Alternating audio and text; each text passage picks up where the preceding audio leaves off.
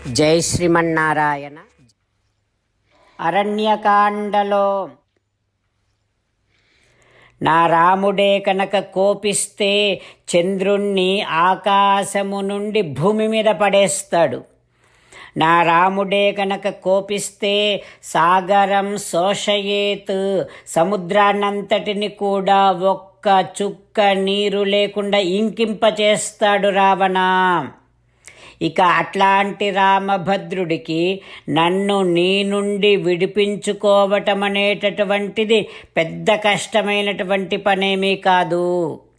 రావణ, నీకు ఆయువు మూడింది, నీ సంపదలు నాశనమయ్యే సమయం ఆసన్నమైంది, నీ బలమంతా కూడా నశించిపోయేటటువంటి సమయం ఆసన్నమైంది. నువ్వు చేసినటువంటి పాపానికి మొత్తం అంతా లంక అంతా కూడా వైధవ్యాన్ని పొందుతుంది రావణ. ఓరి రావణ, నా శరీరాన్ని బంధించినా సరే, నా శరీరాన్ని భక్షించినా సరే, కానీ నేను మాత్రము నీకు లొంగిపోను రావణ.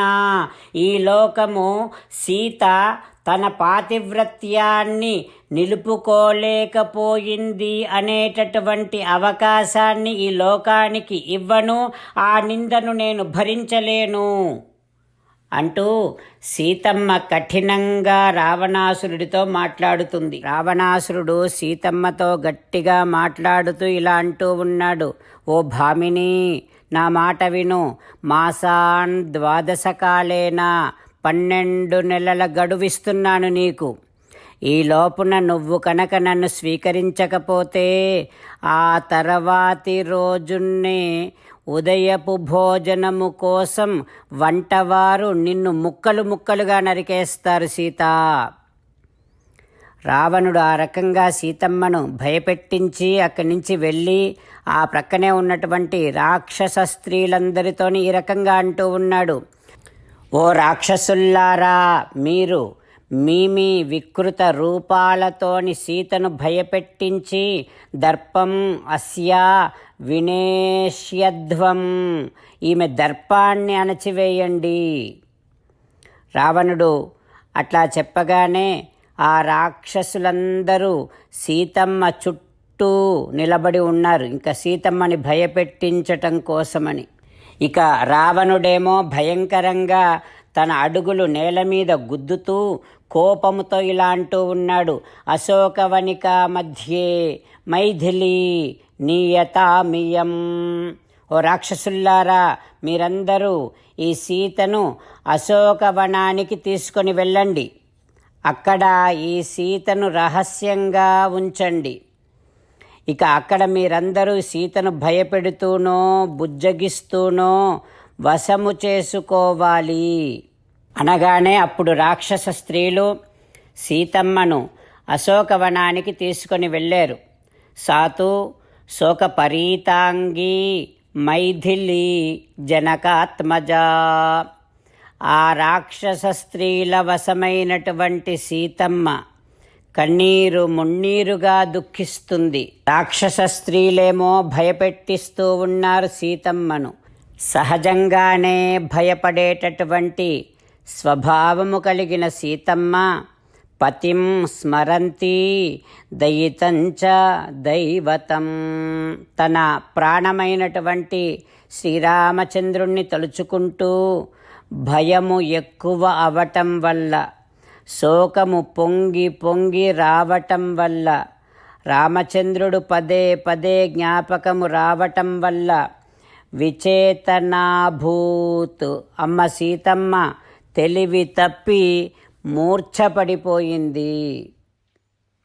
సీతారామచంద్రులను మనసారా ధ్యానము చేస్తూ పరమదయాలువు పరమశివుడు చెప్పిన పరమపావన రామనామాన్ని చెబుతూ మనము రామనామ గానము చేస్తూ ఉంటే అదిగో సీతారామచంద్రులు, పార్వతీ పరమేశ్వరులు, ఆంజనేయస్వామి, సకల దేవతలు, పితృదేవతలు, మహర్షులు, ఆచార్యులు, భాగవతోత్తములు అందరూ మనని చూసి ఆనందముతో అనుగ్రహిస్తున్నటువంటి దృశ్యాన్ని భావన చేస్తూ నోరారా రామనామగానము చేద్దాం.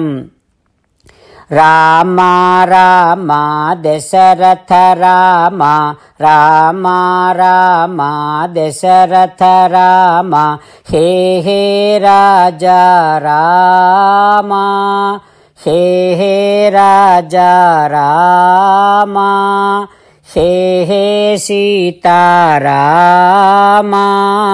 హే హే సీతారామ.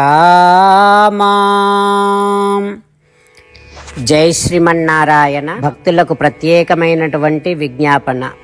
మీకు అన్ని విషయాలలో వెంటనే మంచి ఫలితాలు రావాలి అనంటే ప్రతిరోజు 1 నిమిషం వెచ్చించి నారాయణాస్త్రాన్ని చదవండి. ఇక మీకు తిరిగే ఉండదు.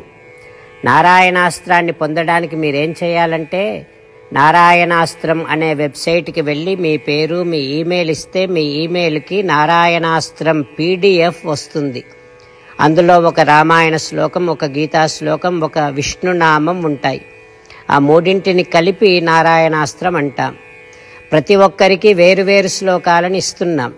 ఆ రకంగా ఎవరి శ్లోకాన్ని వారు ప్రతిరోజు తప్పనిసరిగా చదవటం వలన ప్రతిరోజు ప్రతి 24,000 భక్తులతో ఒకసారి సంపూర్ణ రామాయణ పారాయణ, 33 సార్లు శ్రీమద్ భగవద్గీత పారాయణ, 24 సార్లు శ్రీ విష్ణు సహస్రనామ స్తోత్ర పారాయణ జరుగుతుంది. ప్రతి ఒక్కరికి అంతటి విశేష ఫలితము ప్రతిరోజు లభిస్తుంది. అందుకని మీరు మీ కుటుంబ సభ్యులు అందరూ ఒక్కొక్కరు ఒక్కొక్క నారాయణాస్త్రాన్ని వెంటనే పొందండి. జై శ్రీమన్నారాయణ. శ్రీమద్ భగవద్గీత సారాంశముగా 18వ అధ్యాయములో 65 నుంచి 69 శ్లోకముల ద్వారా శ్రీకృష్ణ భగవానుడు మనందరినీ ఒక 8 పనులు చేయమని చెబుతూ పరమాత్మ ఈ రకంగా అంటూ ఉన్నాడు. ఎవరెవరైతే నేను చెప్పిన ఈ 8 పనులు చేస్తారో వారందరూ నాకు చాలా ఇష్టమైన వారవుతారు. అప్పుడు వారిని నేను సకల పాపముల నుండి సకల దుఃఖముల నుండి విముక్తులను చేసి నా అంతటి వారిగా చేసుకుంటా, తరగని ఆనందాన్ని అనుభవింపచేస్తా.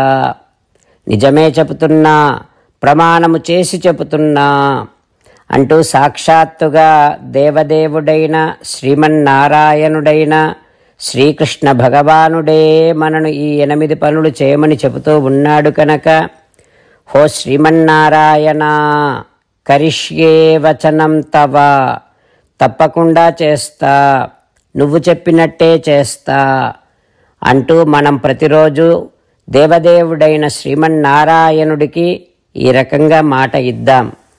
హో శ్రీమన్నారాయణ, నువ్వు చెప్పినట్టే నేను నిన్నే సంతతము ధ్యానము చేస్తూ ఉంటా. హో శ్రీమన్నారాయణ, నువ్వు చెప్పినట్టే నేను నీ భక్తుడిగానే ఉంటా. హో శ్రీమన్నారాయణ, నువ్వు చెయ్యమన్నట్టే నేను నా విధులను కర్తవ్యాలను నీ సేవగా నీ తృప్తి కోసమనే సక్రమంగా నిర్వర్తిస్తూ ఉంటా.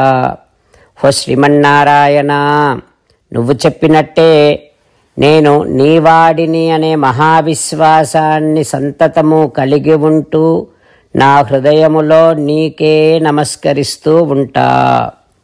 హో శ్రీమన్నారాయణ, మామేకం శరణం వ్రజ, నన్నొక్కడిని మాత్రమే శరణు వేడుకో అని నువ్వే అన్నావు కనుక నేను నిన్ను ఒక్కడిని మాత్రమే శరణు వేడుకుంటా. హో శ్రీమన్నారాయణ, మా శుచః, ఇక దుఃఖించకు అని నువ్వే నాకు భరోసా ఇస్తూ ఉన్నావు కనుక నేను ఇక దుఃఖించను. హో శ్రీమన్నారాయణ, నువ్వు చెప్పినట్టే నువ్వు నా కోసమని చెప్పిన శ్రీమద్భగవద్గీతను ఎప్పుడో ఒక్కసారి కాకుండా ప్రతిరోజు కనీసం 1 శ్లోకాన్నైనా అనుసంధానము చేస్తూ గీతోపదేశాన్ని జ్ఞాపకం చేసుకుంటూ ఉంటా. హో శ్రీమన్నారాయణ, నువ్వు చెప్పినట్టే నువ్వందరి కోసమని చెప్పిన శ్రీమద్భగవద్గీతను తెలియని భక్తులందరికీ తెలియచేసే నా వంతు ప్రయత్నాన్ని నిరంతరము కొనసాగిస్తూనే ఉంటా. హో శ్రీమన్నారాయణ, నేను నువ్వు చెప్పినట్టే చేస్తా, నీకు నచ్చినట్టే ప్రవర్తిస్తా, నీకోసమే పని చేస్తూ ఉంటా. కరిష్యే వచనం తవ. సర్వం శ్రీకృష్ణార్పణమస్తు. జై శ్రీమన్నారాయణ.